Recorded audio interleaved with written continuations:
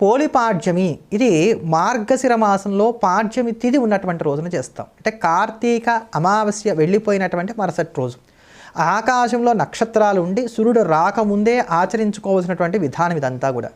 ఇంట్లో ఉండేటువంటి తులసమ్మ దగ్గర కాస్త ఆవు పేడతోటి అడుక్కోవాలి. ఇప్పుడు ఆవు పేడతో అలకడానికి అవకాశం లేదంటే అక్కడ గచ్చే ఉందండి అన్నట్లయితే కనుక కాస్త ఆవు పేడ నీళ్లు చిలకరించడం కానీ, ఆవు పేడ దొరక్కపోతే ఆవు పిడక ఏదైతే ఉంటుందో ఆ ఆవు పేడ పిడకను తీసుకొచ్చి దాన్ని కాస్త నీళ్ళల్లో నానవేసి ఆ నీటిని అక్కడ చిలకరించడం కానీ చేసి శుద్ధి చేసి బియ్యపిండితోటి స్వచ్ఛమైనటువంటి వరిపిండితోటి ముగ్గు పెట్టుకోవాలి. పద్మము, స్వస్తికము, శంఖము, చక్రము, కృష్ణపాదాలు ఇంతవరకు కూడా వేసుకోవాలి. ఇంతవరకు కూడా వేసుకొని ఇప్పుడు తులసమ్మకు యథాశక్తిగా పూజ చేసుకోండి. అంటే తులసి అష్టోత్తరం మీకు పుస్తకాల్లో లభిస్తుంది.